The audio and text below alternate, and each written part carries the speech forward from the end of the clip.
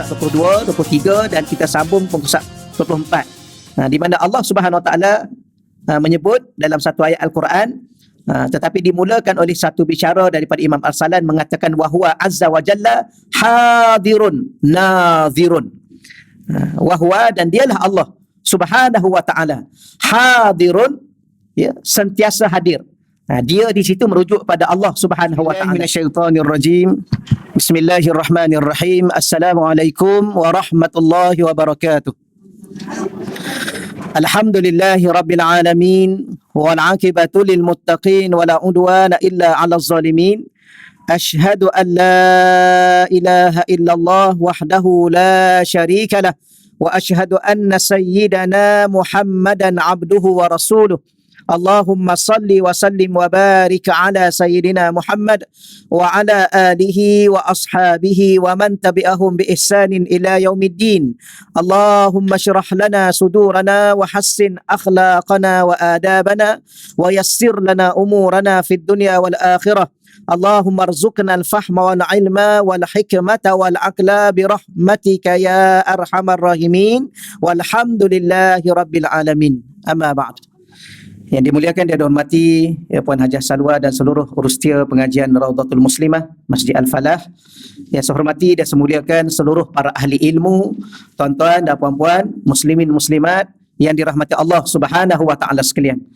Alhamdulillah, sekali lagi kita melafazkan betapa bersyukurnya kita kepada Allah Subhanahu Wa Taala di atas nikmat yang telah Allah Taala kurniakan kepada kita dan sedang Allah Taala kurniakan kepada kita, iaitu berada dalam sebuah pengajian, majlis ilmu, majlis zikir yang menambahkan lagi iman kita, menambahkan lagi takwa kita dan menambahkan lagi ilmu kita untuk kita menyempurnakan diri kita sebagai seorang hamba kepada Allah Subhanahu Wa Taala, insya-Allah.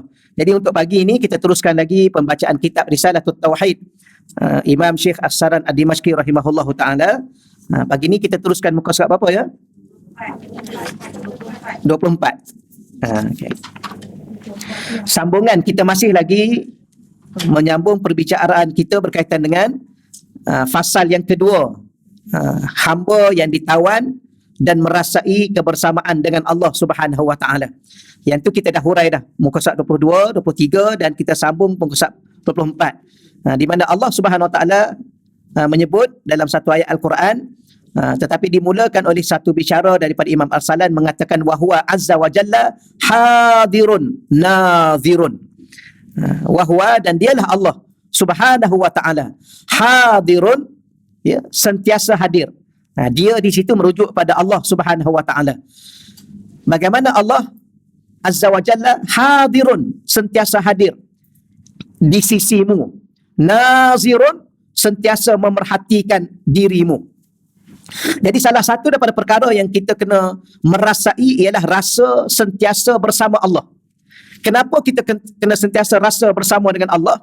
Dan Allah ni dia tak pernah jauh dengan kita. Rasa dari sudut mana? Sentiasa hadir.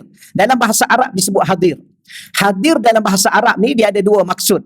Satu maksudnya hadir secara fizikal, zahir, nampak. Dan tidaklah Allah begitu kan? Macam kita tanya hari ni, kawan kita hadir tak? Maka kita tengok sebelah, oh dia hadir. Dia duduk sebelah kita, duduk dekat dengan kita. Allah Ta'ala ni hadir dengan makna yang kedua, hadir di hati. Dalam bentuk rasa, dalam bentuk ingatan, dalam bentuk kerinduan, dalam bentuk kecintaan. Itu saya selalu buat ibarat. Daripada syekh saya, dia buat ibarat. Kan masa kita bercinta dulu, kita masing-masing dengan kita lah, kita dengan pasangan masing-masing. Bukan kita pernah bercinta ke Ustaz? Tak lah kan. Jadi nak beritahu, masa kita dalam alam percintaan dulu, berapa ramai orang-orang yang bercinta mengatakan bagaimana engkau hadir dalam hidupku. Padahal dia duduk kat rumah dia, kita duduk kat rumah kita. Kita duduk seorang-seorang, senyum. Kenapa senyum? Kerana merasai kehadiran seseorang dalam hidup kita. Bahkan lagi dahsyat, ya terima kasih kerana engkau hadir dalam hatiku. Wah, ini lagi bahaya. Kau lagi apa ni? Pernah ke cakap begitu kepada pasangan? Dulu-dulu. Ini mudah lupa ni. Kan? Jadi nak bagi tahunya hadir tu ada masa dia hadir dengan kita, depan mata kita. Kadang-kadang dia hadir dalam bentuk rasa dalam diri kita. Dia ada dalam kehidupan kita. Dia ada dalam ingatan kita. Dia ada dalam hati dan jiwa kita. Sebenarnya dia duduk kat mana? Duduk kat rumah mak dia. Tapi kita rasa dia hadir dalam hati kita. Dalam bentuk ingatan, rasa kebersamaan dan sebagainya lah. Begitulah Allah Ta'ala dengan makna yang kedua tadi. Dia iaitu Allah Azza wa Jalla hadirun, sentiasa hadir di sisi kita. Dalam hati kita, dalam bentuk keimanan kepada Allah, dalam bentuk kepercayaan, keyakinan dan segala-gala dengan Allah. Dan kita rasa dekat dengan Allah dalam bentuk rasa. Sebab tu jangan kecewa kerana Allah sentiasa dengan kita. Yang kita kecewa sebab manusia. Dan kita tak akan kecewa dengan Allah. Dan Allah tidak akan pernah mengecewakan kita. Yang mengecewakan kita adalah manusia. Tapi jangan salah manusia itu, kerana dia juga lemah. Yang salahnya kerana kita yang terlalu bergantung kepada dia. Salah bukan pada sesuatu di luar daripada diri kita, salah itu datang daripada diri kita sebenarnya. Kerana kita terlalu meletak kepercayaan kepada manusia lebih pada Allah. Akhir sekali Allah membuatkan dia tu buat perangai, akhir sekali kita rasa kecewa pada dia. Kenapa Allah buat macam tu? Bukan salah dia, tapi salah kita, supaya Allah sedarkan kita supaya kembali dengan Allah. Sebab tu kadang-kadang Allah pisahkan kita dengan seseorang kerana Allah nak kita dengan dia sahaja. Sebab tu Allah matikan mak, ayah, datuk baginda Nabi sallallahu alaihi wasallam. Rasa tak? Nabi kan anak yatim. Allah pisahkan dengan ayah awal-awal. Kemudian Allah pisahkan dengan mak. Allah pisahkan dengan datuk dia. Duduk dengan pak saudara. Allah matikan pak saudara dia. Tinggal dia seorang. Duduk dengan isteri. Allah matikan isteri dia. Tapi kalau baginda Nabi, isteri dulu meninggal. Kalau kita tak tahulah siapa meninggal dulu. Kalau kita ni. Nabi nak bagi tahunya, kenapa Allah pisahkan. Sebab Allah nak satu hari nanti rasa diri kita hanya dengan dia. Boleh faham insya-Allah ya. Lepas tu jangan kecewa kalau ada orang meninggalkan kita. Dia ada dua, satu dia meninggalkan kita, satu dia meninggal dunia. Sedih tu biasa, semalam kita dah bicara kan. Saya sedih biasa, mana ada orang tak sedih. Tapi kecewa jangan. Wallahu a'lam. Okey, kemudian yang keduanya, nazirun. Dia bukan setakat Allah ni, dia Allah. Baik, saya nak hurai sikit kalau nak buat catatan. Kadang-kala Allah Ta'ala sendiri atau para alim ulama dalam menulis satu tulisan, kadang-kala dia letak perkataan Allah. Kadang-kala dia tak letak perkataan Allah, dia letak perkataan huwa. Dia. Apa makna huwa? Dia. Huwa tu perkataan apa? Dhamir. Dhamir apa? Kata ganti nama. Kata ganti nama yang keberapa ni huwa ni? Kata ganti nama diri yang ketiga. Kalau kata ganti nama diri ketiga berarti dia tidak nampak. Dia ada tak? Siapa dia? Kan? Kerana apa? Kerana kadang kalau Allah Ta'ala dia nak memperkenalkan dirinya kepada kita dalam bentuk sesuatu yang tak terjangkau. Kerana apa? Kerana sesuatu yang dijangkau oleh akal kita itu bukan Allah. Itu makhluk. Waktu manusia yang merasa dirinya bijak, akhir sekali dia mengukir Tuhan. Itu bukan Tuhan. Kerana Allah Ta'ala ini, dia tidak mampu dijangkau oleh segala pemikiran, segala, kita panggil apa satu lagi, khayalan, segala apa pun. Sebab tu ada waktu dia guna perkataan huwa, dia, iaitu Allah. Kul huwa Allah, katakanlah dia adalah Allah.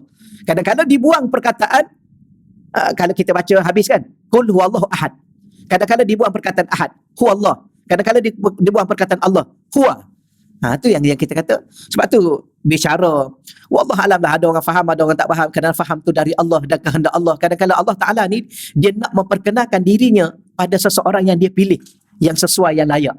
Alah macam kita lah.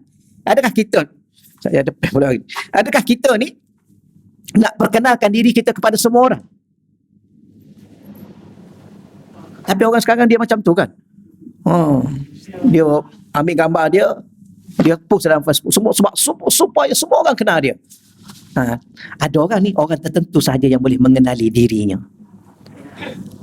Sama juga wanita-wanita muslimah ni. Jangan perkenalkan diri puan-puan kepada semua orang. Ni penonton-penonton ni yang dirahmati Allah sekalian. Dalam TikTok, ke Facebook, YouTube. Ni kena ingat ni. Ya, adik-adik remaja perempuan, jangan sekali-kali mendedahkan identiti kita, diri kita kepada semua orang. Itu bererti kita kekurangan pada diri kita. Kita ingat ada kelebihan. Bawa diri kita kepada semua orang. Semua orang tengok muka kita. Semua orang tengok badan kita. Semua orang tengok jasad kita. Semua orang tengok semua ni. Allah tidak. Walaupun sebenarnya Allah tu dia nak semua orang kenal dia. tapi ada orang tertentu sahaja yang selayaknya mengenal pada tahap-tahap yang tertentu. Sebab tu kadang-kadang dia guna huwa. Boleh insya-Allah ya. Ada juga kadang-kadang Allah guna ana. La ilaha illa ana. Tiada Tuhan melainkan aku. Kerana nak bagi tahu kepada orang yang selalu menyebut aku. Aku ni hanya layak disebut oleh Allah. Aku yang berkuasa, Allah. Aku yang bijak, Allah. Kita jangan cakap akulah. Kerana perkataan aku ni biasanya Fir'aun saja yang guna. Aku adalah Tuhan. Syaitan dia guna. Aku adalah yang paling baik. Kerana aku ni hanya milik Allah. Keakuan dia panggil. Keakuan diri. Okeylah, setakat tu dulu dari segi perkataan dhamir. Ya, dhamir. Sebab lepas ni kita akan baca perkataan dhamir tu. Tak perlu saya hurai lagi. Cuma perkataan kedua, perkataan pertama hadirun, kena sentiasa rasa dalam hati kita Allah hadir di sisi kita dan tak pernah berjauhan dengan kita. Nadirun, memerhatikan kita. Yang ni yang kalau kita belajar konsep dari sudut maqam ihsan, dia panggil musyahadah. Bukan, minta maaf. Muraqabah. Ya, muraqabah. Muraqabah ni sentiasa merasai bahawa Allah Ta'ala itu sentiasa memerhatikan dirimu. Ya, diri kita semua. Sebagaimana firman Allah Subhanahu wa taala, yang ni ayat selalu kita duk baca dalam suratul Hadid ayat 4, wa huwa, dan dialah Allah ma'akum, sentiasa bersama-sama kamu, ainama kuntum, walaupun di mana kamu berada. Ya, Allah sentiasa bersama dengan kita walaupun di mana kita berada, dalam keadaan apa kita sekalipun, di waktu bila pun, bagaimana keadaan sekalipun. Kita sakit, kita sihat, kita kaya, kita miskin, kita sedih, kita gembira, Allah sentiasa dengan kita. Ada orang ni di saat kita sihat, dia adalah dengan kita. Saat kita sakit, dia belum tentu. Ada orang di saat kita kaya, dia datanglah. Di saat kita miskin, dia tak tahu ke mana juga. Allah tak. Ada orang di saat kita hidup, dia ada dengan kita. Di saat kita meninggal, dia dah tak ada dengan kita. Tambah-tambah di alam barzah, dia ada dengan kita. Siapa yang paling mencintai kita pun tak akan berada dengan kita di saat kita berada di alam barzah. Tapi Allah sentiasa bersama dengan kita. Sebab tu macam umur-umur macam ni kan, macam ni jugalah. Kan? Umur macam ni macam ni. Sama dah. Tapi tuan-tuan dan puan-puan ni alhamdulillah dah sampai 60, dah sampai 70. Ya, saya ni pun belum tentu ni. Tapi walau bagaimanapun umur-umur macam kita ni kan, kita kena semakin merasai dan menghayati bahawa Allah, kita semakin dekat dengan Allah. Dan Allah sentiasa dekat dengan kita. Kita ni sebenarnya, kita tak boleh mengatakan kita semakin dekat dengan Allah. Tapi bolehlah dalam bahasa kita, sebab kita yang menjauhi Allah, bukan Allah menjauhi kita. Kerana Allah sentiasa dengan kita. Ni dalil Quran. Wa huwa, dia, siapa dia? Allah, ma'akum, ma'a. Apa makna ma'a? Bersama-sama. Kum, denganmu. Ya. Bersama-sama dengan kamu. Kum ni kalau kita belajar bahasa Arab, dia panggil dhamir jamak. Semua kamu ni Allah sentiasa, bukan orang ni Allah dengan dia, dengan ni tidak, dengan ni dia, dengan ni tidak. Tak. Semua dengan kamu, Allah bersama dengan kamu. Ainama, walau di mana kuntum kamu berada. Dan keadaan mana sekalipun. Ni dalil Quran yang begitu jelas. Sama ada di dunia maupun di akhirat. Akhir sekali disebut sama ada di dunia. Di dunia ni apa keadaan dunia? Yang kita sebut tadi lah, sehatnya, sakitnya, kayanya, miskinnya, susahnya, senangnya, Allah sentiasa bersama dengan kita. Di akhirat pun Allah sentiasa bersama dengan kita.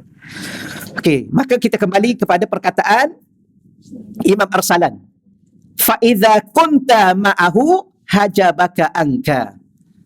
Maka natijahnya apa? Fa, maka idza, apabila, boleh juga diterjemah jika atau jikalau, kunta, kamu, ma'ahu, bersamanya. Bersama tu dalam bentuk rasa, ya, rasa yang mendalam dalam lubuk hati kita, dalam jiwa dan kehidupan kita.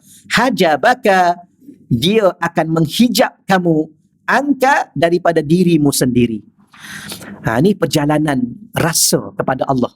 Bila mana kita menghidupkan rasa bahawa kita sentiasa dengan Allah, maka lama-kelamaan Allah Ta'ala akan menutup. Hijab tu kan tutup. Allah akan tutup rasa kita bersama dengan diri kita. Masalah sekarang, kenapa kita tidak rasa bersama dengan si A ni? Kerana kita sentiasa merasakan diri kita lebih daripada dia. mengutamakan diri kita, menjaga diri kita. Macam orang bercinta kan, orang bercinta ni sebenarnya dia tidak akan dinamakan dia tu bercinta kalau dia tidak lupa diri dia, yang dia ingat hanyalah kekasih dia. Itu cinta. Kalau dia masih berbelah bahagi antara dia dengan yang dicintai, itu bukan cinta.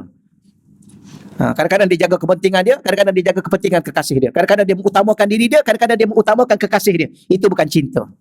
Itu apa tu? Wallahu a'lam. Bagilah nama apa pun. Kerana orang yang mencintai adalah segala-galanya. Dia hatta pandangannya, dia tidak lagi nampak diri dia, semua dia nampak yang dicintainya. Rasa dirinya, dia sudah hilang rasa untuk diri dia. Dia penat, dia hilang dah rasa penat. Dia susah, dia hilang rasa susah. Dia macam-macam dia hilang. Kerana apa? Kerana seluruh rasa itu untuk yang dicintainya. Itulah cinta. Jadi kalau masih berbelah bagi, itu bukan cinta. Tak payah kita ungkapkan sebuah pembohongan. Cakap awal-awal lah. Minta maaf saya cakap macam tu ya. Cakap awal-awal, I cinta juga kat you, tapi tengok-tengoklah keadaan. Kalau berlaku pertembungan dengan kehendak I, kan, kepentingan I mungkin lebihkan diri I. Cakaplah macam tu. Oh, kalau macam tu you tak cinta betul-betul pada I. Bukan, I cinta you, tapi tengok keadaan. Agak-agak tahan lama tak? Tak ada. Tak apalah kalau macam tu, kita pisah je lah. Okey, pisah je lah. Lagipun I tidaklah cinta kat you sangat, cuma sikit-sikit boleh lah. Cakap tu, dia menangis. Itu yang dimaksudkan. Nak fahamnya kita dengan Allah. Di saat kita mencintai Allah, mesti kita, kalau saya tanya soalan, kita cinta tak pada Allah? Sudah tentu. Maka di saat kita cinta Allah, kita kena rasa sentiasa bersama Allah. Dan anugerah Allah kepada diri kita, di saat kita sentiasa merasai Allah, Allah akan hijabkan daripada kita merasai diri kita. Rasa apa? Rasa wujud diri dah hilang. Yang rasa wujud adalah Allah, wujud Allah. Rasa hebat diri hilang. Tidak lagi memandang, dihijab. Mata kita tidak lagi memandang kehebatan diri kita, tapi memandang kehebatan Allah. Kita tidak lagi merasai kekayaan diri kita, tapi merasai kekayaan Allah. Tidak lagi merasai ilmu kita, tetapi merasai ilmu yang Allah beri kepada kita. Yang ada pada kita tidak ada ke mana-mana pun, kecuali yang Allah beri kepada kita. Sebab tu malaikat cakap apa? Subhanak, maha suci engkau wahai Allah, la ilma, tidak ada sebarang ilmu lana, bagi kami, illa ma allamtana, melainkan ilmu yang engkau ajar kepada kami. Itu malaikat. Kerana dia tidak lagi menampak diri dia. Walaupun malaikat ni makhluk yang paling baik, tak pernah ada satu dosa pun, semua taat. Syaitan ni pula tak ada satu baik pun, semua jahat. Itu syaitan. Tak pernah terfikir, ya ke? Takkan sikit pun tak ada baik? Kalau ada sikit baik, sikit jahat, kadang-kadang ada sikit jahat, banyak baik, itu manusia. Syaitan semua jahat. Sebab perkataan syaitan tu daripada syaitana. Syaitana yashtunu syaitanan. Dia kata terbitan. Kata terbitan daripada fi'il syaitana. Syaitana ni ialah perbuatan yang langsung tidak ada baik. Itu syaitan. Sebab itulah manusia yang langsung tak ada baik, dia juga disebut syaitanul ins. Syaitan manusia. Dia ada syaitan kan, ada dua kan? Syaitan manusia dengan syaitan jin. Syaitanul jin, syaitan di kalangan jin. Kenapa jin jadi syaitan? Kerana ada jin ni perangai dia semua buruk. Dan ada juga manusia barangkali lah, wallahu alam, mungkin dia semua jahat, kerja-kerja dia, pagi dah jahat, tengah hari jahat, malam jahat, siang jahat, semua dia buat jahat ni syaitanul ins, syaitan di kalangan. Tapi malaikat ni semua baik. Tapi malaikat yang begitu sekali baik pun, tak ada unsur sedikit pun jahat, dia pun tidak melihat diri dia. Dia tak lihat diri dia. Habis ilmu yang ada pada dia ada ilmu tak? Malaikat banyak ilmu dia, sebab dia ada yang urus hujan, dia kena ada ilmu tentang hujan. Dia ada yang urus tumbuh-tumbuhan. Sebab tu kadang-kadang kita tengok kan, pokok bunga yang kat rumah kita tu, pokok apalah, tak kira lah pokok apa, duk siramnya, bajanya, tahu-tahu tengok mati. Yang pokok tepi jalan hidup elok-elok aja. Siapa duk jaga dia tu? MPSA. Dia jaga potong-potong je kan. Ada tuan-tuan tengok, ada lah kadang-kadang dia siram. Tapi yang langsung tak dijaga oleh mana-mana perbandaran ni, yang dalam hutan tu, siapa jaga dia? Siapa bajakan dia? Subhanallah, pokok besar, siapa jaga? Malaikat jaga dia. Kerana dia ada ilmu tentang tumbuh-tumbuhan. Maka malaikat ni banyak ilmu yang masing-masing bidang dia. Tapi itu pun dia cakap, dia tak nampak diri dia. Itulah yang kita kena duduk di situ. Tapi bila mana kita merasai Allah sentiasa dengan kita, akhir sekali Allah letak satu hijab, satu dinding, kita tidak lagi melihat diri kita. Maka sebab tu wali-wali Allah, dia tak pernah merasa dirinya wali. Dia wali tapi dia tak rasa dia. Tapi kalau kita ni tak wali ni rasa wali, ini bahaya. Tak baik rasa baik. Tak baik, kita ni bukan baik sangat. Oh, rasa subhanallah akulah yang paling baik. Jangan. Habis itu. Okey, baik. Kemudian wa idza kunta ma'aka, sebaliknya. Namun jika kamu bersama dengan dirimu, sentiasa rasa diri. Rasa baik, rasa bijak, rasa pandai, rasa bagus, rasa layak. Ni ramai akhir-akhir ni. Ya. Kenapa dia berebut satu jawatan? Sebab dia lebih rasa layak daripada orang lain. Ini bahaya. Setakat tu dahululah ya huraiannya. Bahaya, memang bahaya. Rasa lebih layak. Allah. Ada juga rasa lebih alim. Ni ustaz-ustaz. Ramai-ramai dia rasa dia seorang aja alim. Saya kadang-kadang saya cuit juga dalam Facebook. Semalam saya ada tulis. Ada seorang ustaz tu, ada orang post lah. Dia tak tahu ustaz mana. Dia suara saja dalam satu Facebook. Dia kata tuan-tuan kena tegur kawan-kawan bila mana dengar berita kematian, ada kawan-kawan kita dalam grup hantar Al-Fatihah. Send Al-Fatihah. Dia kata kena tegur. Itu bukan ajaran agama.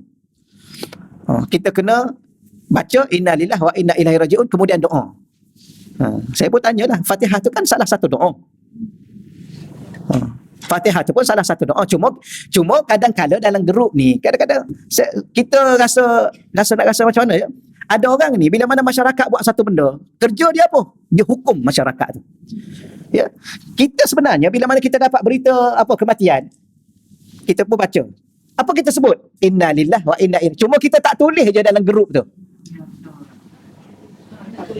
Cuma kita pun hantarlah Al-Fatihah.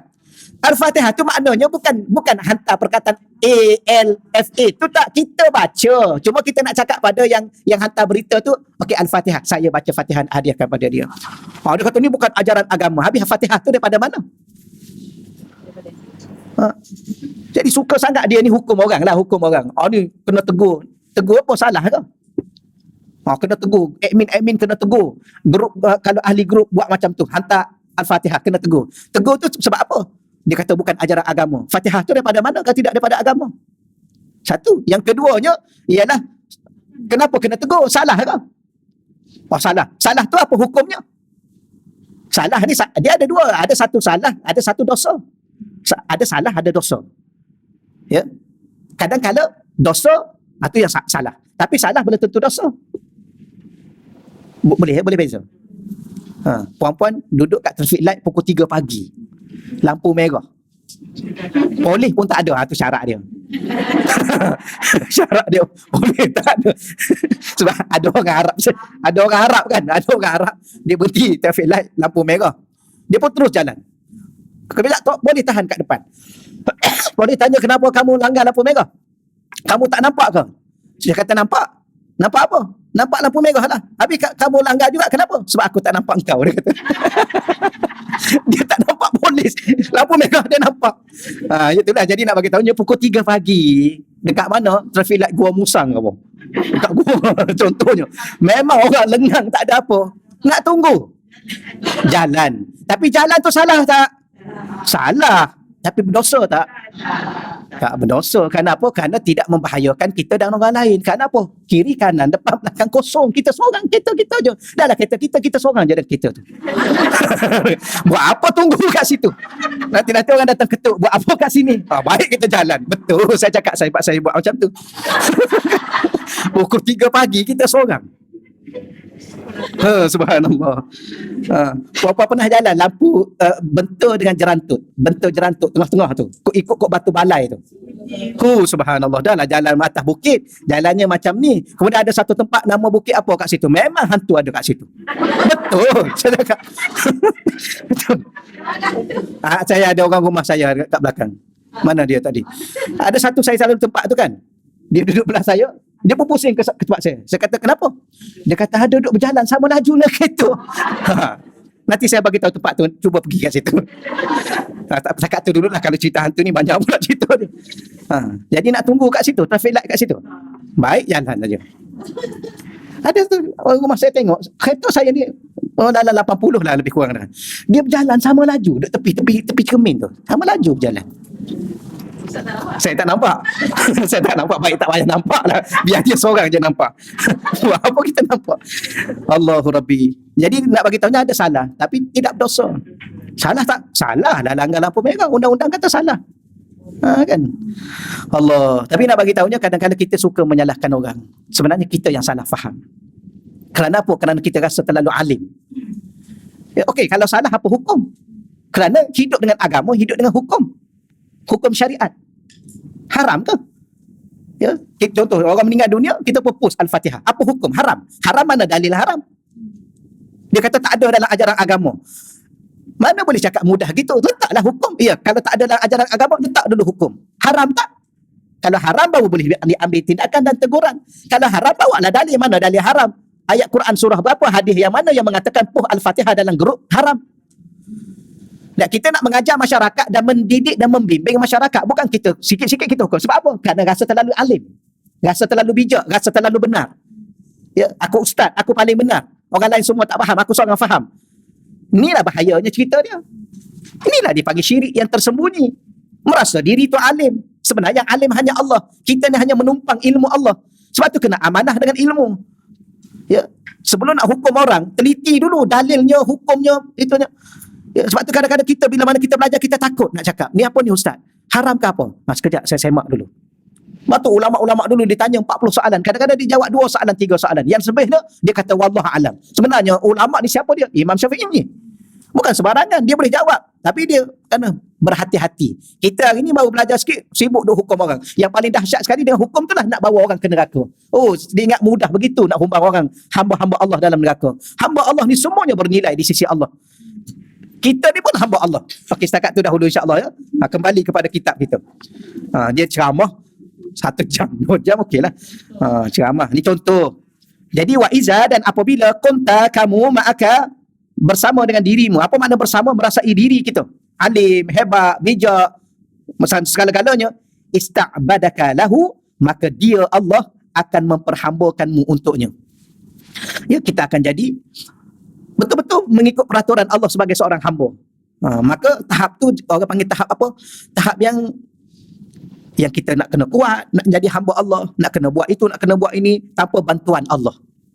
Tapi bila mana dan kita terpaksa bermujahadah nak lawan nafsu kita, sekejap rasa baik, kejap jahat, kejap rasa alim, kejap rasa biasa, kejap dia akan berlawan dalam diri kita, susah kita.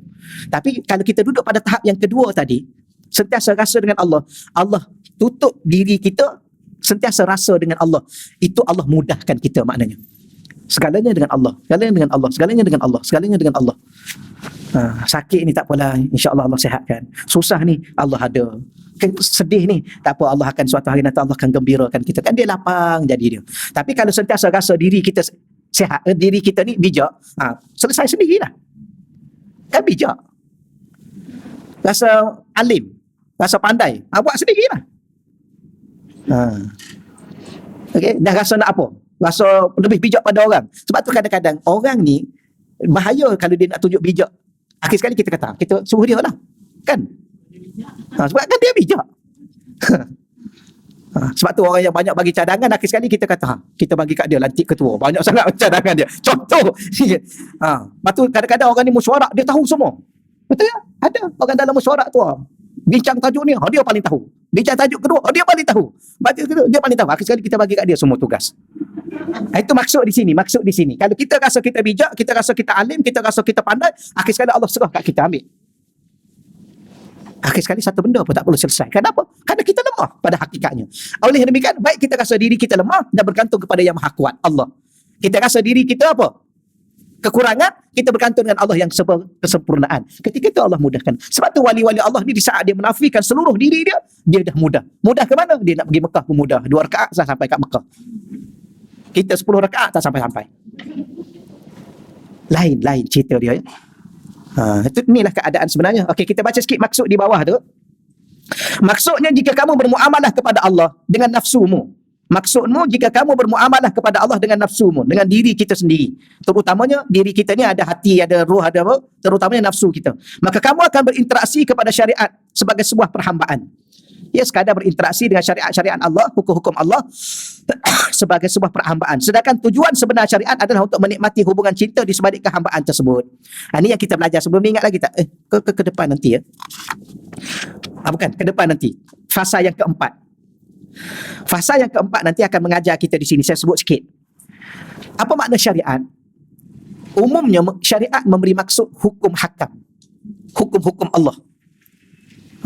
Kalau kita baca khitabullah tu, tak apa, itu takrif yang panjang. Saya nak sebut, ada setengah ulama dia kata, dalam bahasa ringkas saya sebut. Tuan-tuan boleh rujuk dalam kitab tafsir Imam At-Tabari. Saya ada rujuk, apa makna syariat? Dia kata, al-ahkam, hukum hakam. Apa makna syariat? Al-faraid, kefarduan. Apa makna syariat? Al-amru, segala perintah. Al-awamir. Apa makna syariat? An-nawahi, segala larangan. Itu syariat. Jadi hidup dengan Islam ni ada hukum-hukum. Hidup dengan Islam ada kefarduan-kefarduan. Hidup dengan Islam ada perintah. Hidup dengan Islam ni ada larangan. Itulah syariat. Sebuah peraturan dari Allah. Itu makna umum. Baik. Jadi ada orang dia berinteraksi dan hidup dengan Islam, dengan syariat Islam ni, maka dia memahami sekadar itu. Perintah, larangan, kefarduan, hukum hakam, maka penat dia.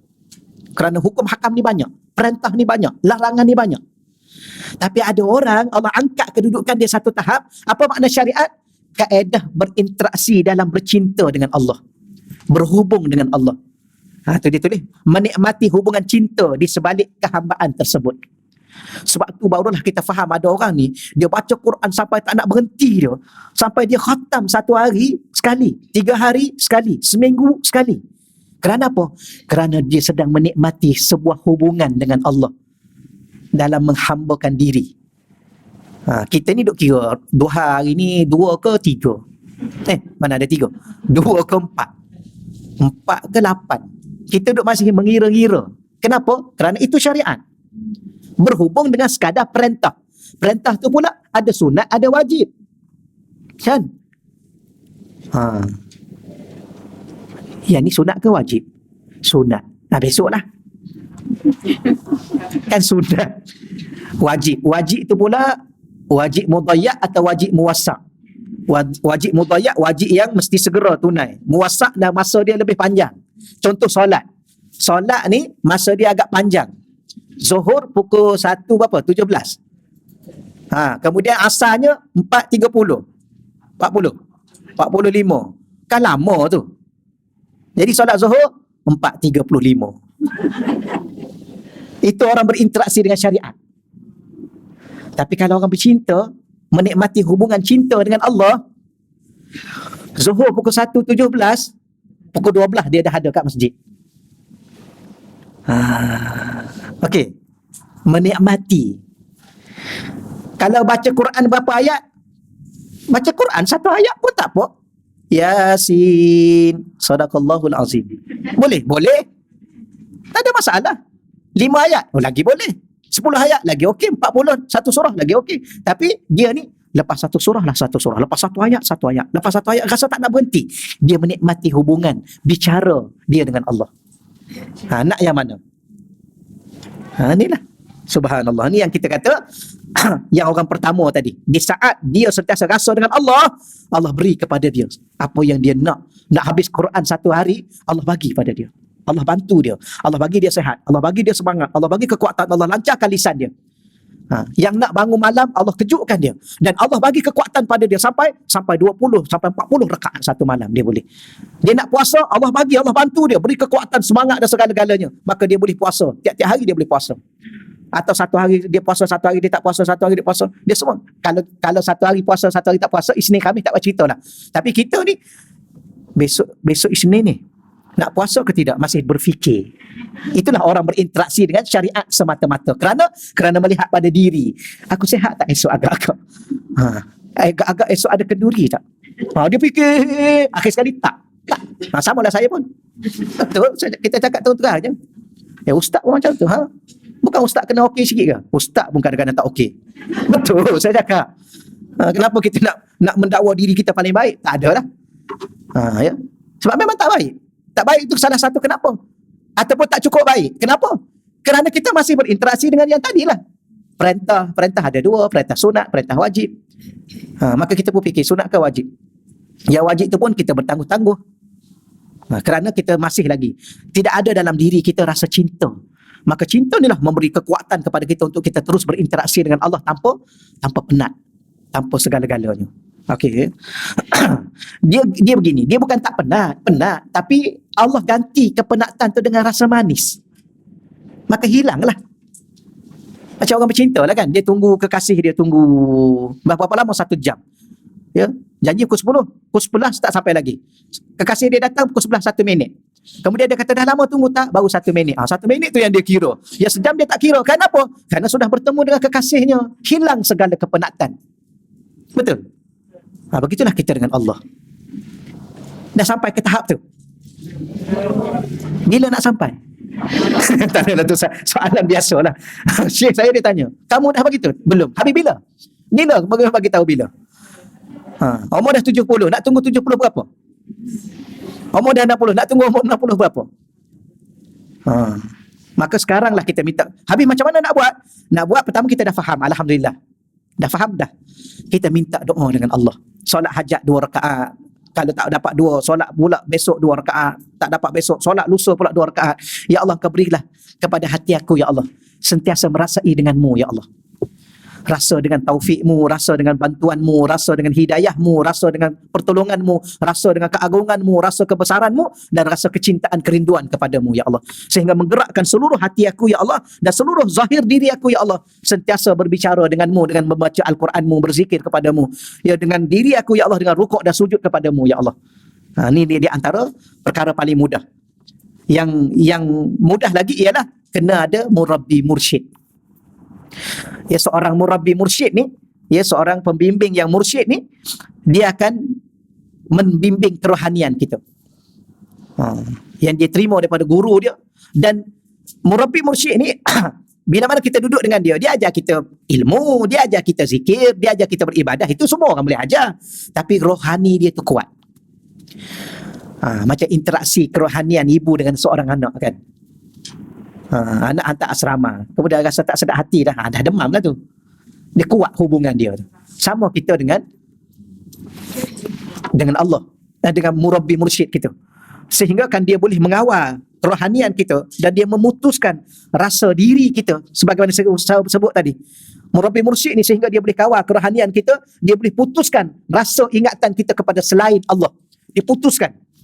Itu bukan sembarangan boleh buat. Ini masalah kerohanian, masalah jiwa, masalah dalaman, masalah rasa. Ya, hanya orang merasai. Jadi sebab tu kadang-kadang saya, ini pengalaman saya, minta maaf kalau dia ada sesuai cerita, ada sesuai yang tak cerita. Sebab kadang-kadang ada urusan kita ni hanya kita dengan Allah, dan hanya urusan kita dengan guru kita. Sebab tak ada benda boleh cerita, ada benda tak boleh cerita. Bukan kedekut, bukan tak apa. Macam perempuan lah, perempuan dengan suami itu hanya kita dengan suami. Bolehlah, I kan kawan rapat you. Memanglah I kawan rapat you, tapi ini urusan I dengan suami. Urusan I dengan mak I saja. Takkan you tak percaya. Bukan masalah percaya tak percaya. Okey, dah faham lah, insyaAllah ya. Tapi saya, alhamdulillah puan-puan, alhamdulillah tuan-tuan dan puan-puan di sini cepat faham. Betul saya cakap. Cepat faham. Jadi apa saya nak sebut begini, ni antara pengalaman saya. Bila mana benda tu dia jadi melampau dalam hati kita. Contoh, ingat kepada selain Allah. Kadang-kadang ingat pada apa ya? Pada program. Ni esok ni nak program ni, macam mana nak rancang ni. Nak bentang ketah kerja apa semua sekali gini. Kadang-kadang banyak sangat hati kita duk fikir, dia pun datang. Zap dalam hati kita, Allah. Kita pun berhenti sekejap. Allah. Lepas kita zikir Allah tu, macam-macam idea datang. Zoom. Selesai. Tidur je lah. Tak payah apa-apa. Besok pergi je ceramah. Kadang-kadang ni pengalaman ni. Kadang-kadang kita duduk ni nak mengajar hari ni, kadang-kadang kita duduk sejam, 2 jam, rujuk kitab ni. Kemudian pula sampai pukul 2 pagi tak tidur kan. Ni kalam-kalam yang susah ni. Datang-datang mengajar bela. Hurai sikit tak boleh. Lepas tu yang bawa cerita lain tu. Tu cara dia. Saya cakap rahsia kerajaan ni. Rahsia ustaz-ustaz. Dia hilang poin.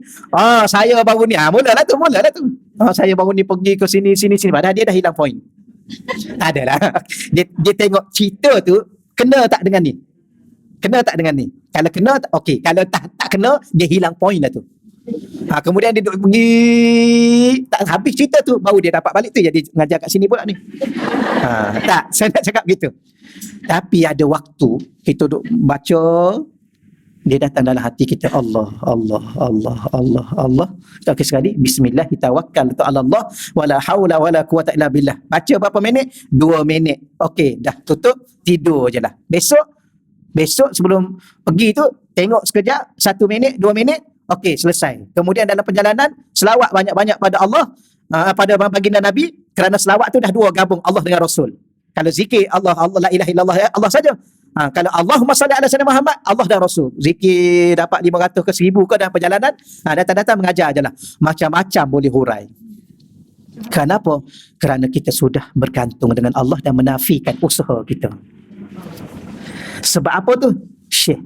Akhir sekali, bila mana kita hurai, semua yang Syekh ajar kita datang. Yang guru kita ajar dulu, kita datang. Yang, gini rupanya. Sebab tu, mesti ada guru. Dia datang, cuma kita kadang-kadang kita sebut nama, Syekh saya buat macam ni. Tuan guru saya sebut begini. Guru saya sebut begini. Dia datang balik. Yang 10 tahun, 20 tahun, 30 tahun dulu. Yang kita di pondok dulu, 10 tahun dulu, 20 tahun dulu dia datang. Kenapa? Kerana kita bergantung dengan Allah. Melalui guru kita. Sebab tu kalau guru tu guru mursyid, dia masukkan ilmu ni, dia bukan duduk di sini, dia duduk di hati kita, maka kita luahkan kepada hati kita, akan sampai pada hati-hati tu.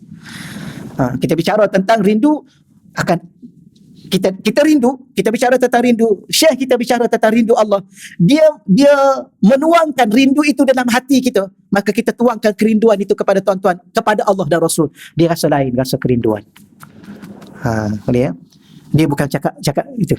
Alah, macam suami isteri bercakap lah kan. Suami dengan isteri ni kalau dia bercakap benda-benda yang itu, dia sepatah pun okey dah. Dia tak perlu banyak. Yang banyak tu, itu dah mula nak bergaduh. Dia cakap, okey, alhamdulillah, tenang. Cakap, you jangan risau kat I cinta kat you jangan risau. Cukup lah. Kan? You kok bagaimana? Banyak mana? Tak payah tanya. Ya, kerana cinta itu tidak bertepi.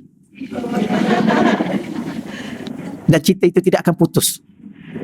Cinta yang bertepi dan cinta yang putus itu bukan cinta. Itu kepalsuan.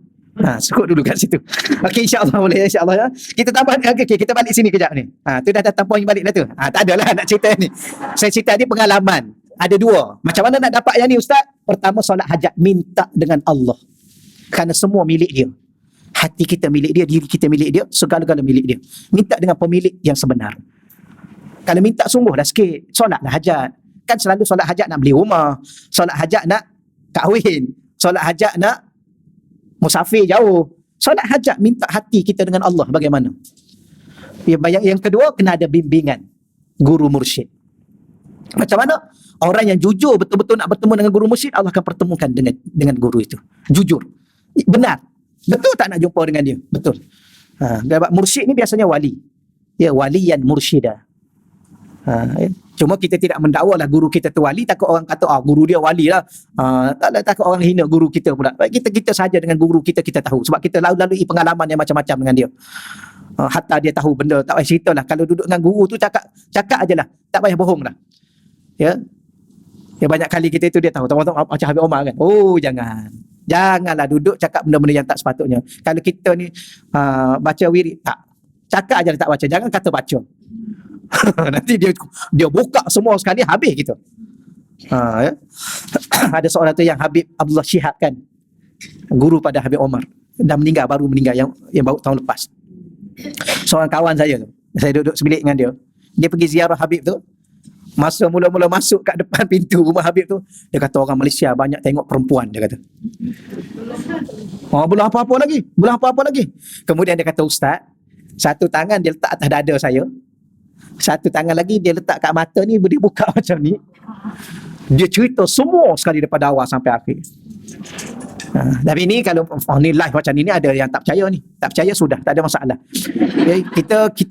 Kita apa yang kita cerita, kita tidak menuntut orang mempercayai. Ya. Kalau nak percaya silakan, tak percaya sudah. Kenapa? Kalau tak percaya pun tak apa, tak ada masalah. Kecuali Quran. Mana dalil? Dalilnya, dia dalil ni gini. Kita ambil satu buah tembikai, kita pun makan. Orang kat depan kita tanya, manis? Kita kata manis. Dia kata, ya ke? Ya ke? Ya atau tak ya, rasa je lah. Ya, sebab kita rasa dah manis. Dia boleh tak menafikan, serasa tak manis. Dia tak makan, kita yang makan, dia menafikan yang kita. Ni orang apa ni? Ya, kita makan D24 kan? Belah ni buah tembikai ni, durian. D24. Sedap ke? Sedap. Ya ke sedap? Tak nak tahu ya tak ya? Dia pun kata, saya tak percaya. Kita dah makan, kita dah rasa, tiba-tiba dia yang menafikan. Ni orang apa ni orang panggil ni? Orang yang kita tak payah layan. Itulah kalau kita nak cakap macam-macam lah. Sama juga kita duduk dengan guru kita. Kita mengaji dengan guru kita. Kita duduk tiap-tiap hari. Kita nampak itu ni di depan mata kita. Ya, berlaku pada diri kita sendiri, berlaku pada kawan-kawan kita. Dia kata, ya ke? Dia pergi pun tak. Macam setengah-setengah tu kan, yang duduk buruk-buruk tu kan, tak pernah pijak pun bumi Tarim tu. Dia tak pernah pergi. Dia pergi Yaman tapi dia duduk tempat lain. Oh, dia pun bising-bising. Dia pergi, you satu hari pijak tak? Satu pijak tak bumi tu? Tak pernah. Tak pernah you cerita lebih-lebih. I duduk di situ. Cakap macam tu jadi sombong pula kan? Takat tu dulu. Okey, baiklah. Okey ya, nak bagi tahunya. Kita merasai. Dia kadang-kadang ada dalil. Apa dalil dia? I tak ada dalil apa-apa. I dah merasai. Itu dalil. Sebab tu ulama-ulama dia bahagi ilmu ni ada 3. Ada setengah. Pembahagian ilmu ni banyak. Ada setengah ulama dia bahagi ilmu ni 3. Satunya ilmu akli. Ilmu logik akal. Ada orang dia terhenti di situ. Tak logik, tak terima pada akal dia. Padahal ada lagi ilmu lain. Ilmu ahwal. Ilmu rasa. Ya? Hanya kita yang rasa. Hanya kita yang rasa. Dia tak boleh pergi. Macam dia kata pergi Mekah. Seronoklah kat Mekah. Pukul 3 pagi dah rasa nak pergi masjid. Ya ke? Tengok dia tanya kita. Ya, kita memang betul kan. Kadang-kadang lepas isyak tu sampai pagi besok pun kita tak balik. Duduk seronoknya duduk dalam Masjidil Haram. Ya ke? Mana boleh orang ditanya ya ke? You dah pergi? Tak pernah. Tak payah cakap lah. You dah rasa? Tak pernah. Tak payah cakap. Sebab tu dia panggil ilmu ahwal. Kita saja yang rasa. Siapa boleh nafi? Sama ada dia nak nafi atau dia tidak nafi, kita tetap meyakini kerana kita merasai. Begitulah hubungan kita dengan Allah. Ada orang bangun semalam 1000 rakaat. Ya ke? Ada ulama 60 kali bulan Ramadan khatam Quran. Dia tanya, ya ke? Ada seorang tu dia pernah, Bakri, awak percaya Imam Syafi'i 60 kali khatam Quran bulan Ramadan? Awak percaya? Dia ustaz, dia tanya saya. Tapi dia ustaz tua dah meninggal dah. Harap-harap Allah bagi tahu dia dalam kubur dia tu. Ya? Dia tanya saya dengar, kita kan kadang-kadang dengar kuliah. Ya, kita ni walaupun ustaz, orang yang dia panggil ustaz, tapi kita kena mengaji. Kalau jadual kita kosong, pergi cari masjid, pergi mengaji. Jadi kadang-kadang saya pergi mengaji. Dia pun kenal saya. Bakri ada. Dia panggil Bakri sebab dia orang tua kan. Bakri, awak percaya? Awak percaya Imam Syafi'i boleh khatam Quran 60 kali bulan Ramadan? Awak percaya? Kita diam, saya tak jawab apa-apa lah. Kalau kita kata saya percaya, ustaz tak percaya ke? Tak boleh, tak ada adab kan? Tak ada adab, semua senyum gitu, senyum. Dia kata, saya ada fikir tak logik lah. Dia fikir ilmu akal dia. Ya, yang dia tidak merasai. Satu lagi dia panggil ilmu asrar. Ilmu asrar, ada rahsia-rahsia tertentu yang Allah buka kepada seseorang di kalangan awliya-awliya Allah. Ada seorang awliya ni, Allahumma salli ala sayyidina Muhammad. Seorang awliya ni, Allah tak ingat nama dia tuan-tuan. Dia kata apa? Dia ada jumpa ada seorang tu, dia kata, kalau engkau nak aku buka rahsia kehidupan perjalananmu, aku boleh buka daripada hari besok sampai hari kamu mati. Aku boleh cerita semua sekali. Allah buka. Tu rahsia-rahsia Allah. Lepas tu dia dah tahu. Tapi kenapa dia tak cakap? Kerana dia ada urusan dia dengan Allah, dia tak ada urusan dengan orang itu. Tapi kalau orang tu nak dia cerita, dia boleh cerita daripada besok, hari ni, besok sampai hari dia mati. Dia cerita satu hari Rabu pukul 10 kamu duduk sini, pukul 12 kamu pergi sini, pukul 5 kamu duduk sini, pukul 10 kamu makan ini, pukul 9 kamu duduk di sini. Semua dia cerita sampai hari dia mati. Dia boleh cerita. Sampai hari kiamat pun dia boleh cerita. Dia kata aku boleh cerita kamu sampai kiamat, kamu masuk syurga ke neraka. Tapi dia tak buat gitu. Kenapa? Kerana wali-wali Allah yang dibuka rahsia oleh Allah ni, hanya orang yang boleh pegang rahsia akan dibuka rahsia. Allah tak akan buka rahsia kepada orang yang tidak boleh pegang rahsia. Sebab tu kalau Allah buka kepada kita satu benda, kita dah cerita dalam Facebook semua, tu je lah Allah akan bagi pada kita. Baru dapat sikit kan, tulis dalam Facebook, Alhamdulillah semalam dia boleh sembahyang, semalam dia cerita boleh sembahyang 20 rakaat tahajud. Wah, dah cerita kat orang dah buka dah. Semalam Alhamdulillah bangun tahajud boleh khatam Quran 5 juzuk, dia tu tulis dalam Facebook dia, TikTok dia, Insta dia, semua dia dedah kat orang. Itu rezeki daripada Allah. Habis kita duk cerita kat orang, yang tu je lah Allah bagi. Itu baru sikit, tapi kalau Allah buka lagi, Allah kata orang ni tak boleh percaya ni, tak boleh pegang janji. Itu dia panggil ilmu asrar. Habis mungkin kalau penonton yang di luar ni ada yang percaya, Alhamdulillah, ada yang tak percaya. Ya ke Ustaz? Ya lah. Hidup ni kan ada rahsia, ada yang tersurat dan tersirat. Begitu juga ilmu, ada ilmu batin, ada ilmu zahir. Ada ilmu akal, ada ilmu hati. Kalau dalam satu kitab, ni kitab para awliya, dia kata al-ilmu ilman. Ilmu ni ada dua, ilmu zahir, ilmu batin. Ilmu zahir merujuk kepada ilmu akal, ilmu batin merujuk pada ilmu hati. Ilmu zahir merujuk pada ilmu syariat, ilmu batin merujuk pada ilmu hakikat. Di sebalik syariat itu ada hakikat. Di sebalik solat tu apa sebenarnya yang kita nak? Di sebalik rukuk, di sebalik sujud, di sebalik iktidal, di sebalik itu apa sebenarnya? Menyempurnakan makna diri sebagai seorang hamba. Setelah menjadi hamba, setelah jadi hamba itulah Allah akan bagi segala-galanya. Jadi kenapa Allah tak bagi pada kita sekarang ni segala-gala? Kerana kita tidak sempurna sebagai seorang hamba. Siapa hamba yang paling sempurna? Nabi Muhammad sallallahu alaihi wasallam. Hamba yang paling sempurna adalah Nabi Muhammad. Sebab tu Nabi ni dilantik sebagai ketua Nabi, sebab dia hamba paling sempurna. Nabi Ibrahim hamba tak? Ya, hamba juga, tapi bawah sikit pada Nabi Muhammad. Kesempurnaan diri itu. Sebab tu dia, Nabi Ibrahim hebat tak? Hebat. Dia jadi Khalilullah, tapi Nabi Muhammad Habibullah. Ya, kalau orang letak 10 orang kat depan ni, nak pilih sebagai seorang kekasih, nak pilih yang mana? Yang paling sempurna pada pandangan mata kita dan rasa diri kita, betul ya? Begitulah Nabi Muhammad. Jadi kita ni kenapa tak dapat itu, tak dapat ini? Ya, baca 5 ayat menguap. Sama saya ni pun. Bangun dua rakaat, rasa hebat dah, 2 rakaat baru 2 rasa hebat. Sebab tak sempurna sebagai seorang hamba, masih merasa diri itu adalah diri, tidak merasai diri ni dari Allah. Ni yang kita bicara ni, walaupun pendek, agak panjang huraian. Allah. Jadi tak habis lagi tu muka surat 24 tu. Saya ulang lagi sekali. Dalam arti kata yang lain, jika kamu berinteraksi kepada Allah dengan ukuran dan kehendak nafsu, kamu melaksanakan syariat dalam rasa terpaksa dan terbeban, seperti hamba yang merasa terbeban dengan suruhan tuannya. Itulah, tidak lebih daripada itu. Esok nak kena puasa dah. Bulan depan ke bulan, dia dah rasa dah penat. Kerana dia sekadar berinteraksi dengan puasa dari sudut tuntutan syariat. Kan? Tapi bagi sesiapa yang dah gembira dengan puasa, bilalah nak puasa? Lambat lagi ke nak puasa? Kan? Bilalah nak malam? Nak bangun malam ni? Kadang-kadang kita solat subuh, kita pun rasa, ya Allah, bilalah nak zuhur? Lah, baru solat subuh.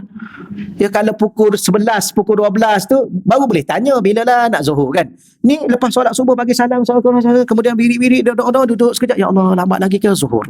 Dia jadi macam tu. Masa nak solat zuhur, ya Allah, lambat lagi ke asar? Dia rasa rindu. Kenapa? Kerana solat ni lah keadaan, perbuatan, ibadah yang paling dekat dengan Tuhan. Di saat bila? Sujud.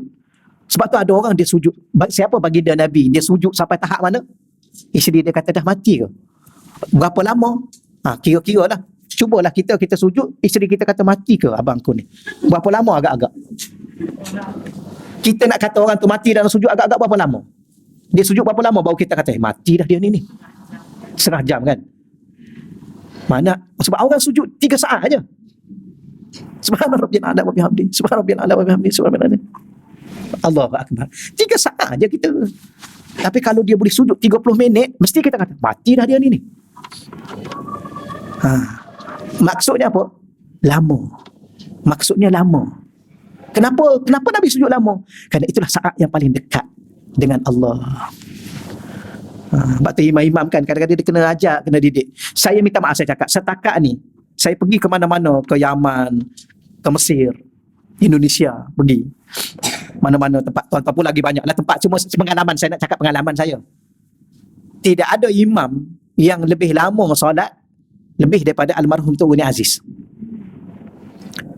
Tuan Ni Aziz ni dia solat subhana rabbiyal a'la wa bihamdi. Subhana rabbiyal a'la wa bihamdi. Subhana rabbiyal a'la wa bihamdi. Ya barulah Allahu akbar. Lama. Sebab tu kalau kadang-kadang dia tak ada kat Pulau Melaka tu, dia tak ada. Ada ustaz lain ganti. Ustaz tu jadi imam. Habis terabur makmum. Ustaz subhanallah, Allahu akbar. Subhanallah. Habis terabur. Jemaah, cuba tanya. Jemaah Pulau Melaka tu habis terabur.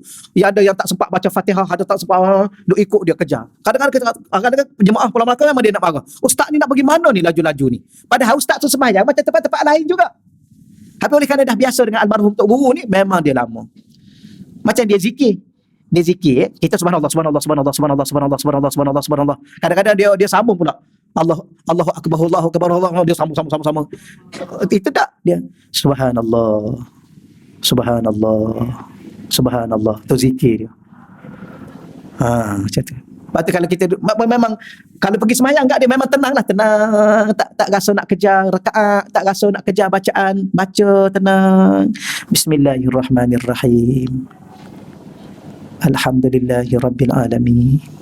Tenang baca. Sebab tu semua orang pergi semayang kat dia kata tak pernah rasa tempat yang paling tenang. Kerana dia mengajar kita dengan Allah kan, relax lah. Macam kita bercakap, apa khabar makcik, apa khabar kakak nak pergi mana, apa tu nak pergi mana, apa dia cakap dengan orang ni. Itulah saya dengan tuan-tuan dan puan-puan. Ketawa. Itulah kita. Bismillahirrahmanirrahim. Apa? Kadang-kadang kita sambung ya.